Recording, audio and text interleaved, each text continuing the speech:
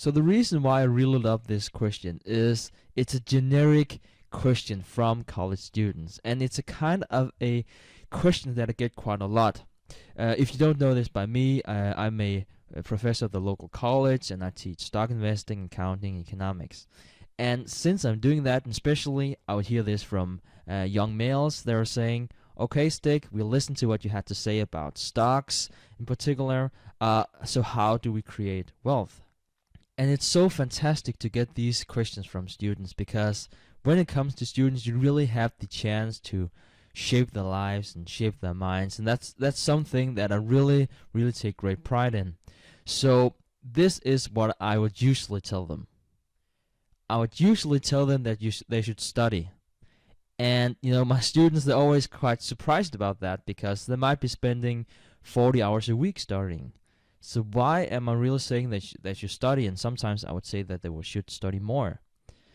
Now, this might seem like a personal rant, and I really hope it doesn't, but I think that the education system, in some ways, are flawed. What we're doing when we educate people is that we are teaching them to be employees. And there is nothing wrong with being an employee. I mean, I'm an employee, my friends are employees in general, so there's nothing wrong with that, and the society needs a lot of great employees. The reason why I'm saying that this is a problem is because if you want to accumulate wealth, it's really hard to do that. Thinking as an employee and behaving as an employee. You need to be thinking like an owner. Because if you're an employee, you're basically working to make other people wealthy. So what I'm telling them is that yes, it's great that you study the courses, and perhaps it's even the business courses that you're following. That's fantastic. But if you're serious about accumulating wealth, you should start to study another way. You should not be focusing on too much on exams. I mean, exams that I think that's probably the least bad way of testing students. But I think that if you put a lot of emphasis on getting good grades at the exam and not really get the business lessons out of it, I think that you're probably heading for trouble in the long run. In any way, it's only for the first job, or if you're transferring to another college, that they will even look at your grades. When you're out, you're out. It really doesn't matter if you get A or B. So yes, grades are important, but don't lose focus if you want to accumulate wealth. And the other point I have is that wealth is really the result. So I would have a lot of students, and again, I actually got this question yesterday from one of my students, and it was a fantastic question because he really wanted to be rich. But I think that the problem was that he really wanted to be rich. That is really not something in itself that will ever make you wealthy.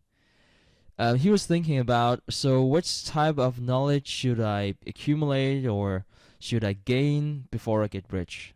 I think that's a kind of a weird way of looking at it, because basically he would be saying, I really need to get rich and then I can get smart. I think, in my opinion, it's really the other way around. I think that if you focus on being extremely knowledgeable, if you're focusing on knowing a lot, providing a lot of value to other people, wealth is really just the byproduct of that process. I think that we can find numerous examples of how wealth has really been a byproduct. I think that if you look at great investors and great entrepreneurs, they have not been sitting down and said, I really need to be rich in like a year from now. That's not how it works. They have been producing a product or a service and helped a lot of people, created value to a lot of people. And as a result of that, people would be paying for that goods or service, and then they have become wealthy. And that's really the kind of thinking that I really want to pass on to my students, because what they're basically saying between the lines is that, tell me the right stock to invest in, then I can kick back, and then you have told me about compound interest, and I will get rich. That's one of the things that I get. The other thing is they would be saying, I really don't have any money. I have a strong desire to be rich, just like the students I was telling about before. So could you please tell me, how do I accumulate a lot of money? So basically what I'm saying, and what I have been saying in this video, is that don't focus on the money. Focus on getting smarter. Focus on getting more skills. Focus on creating more value to other people, and then the wealth will really just come as a result of that. So this really made me think about Brian Tracy, and one of the things he said about being a millionaire.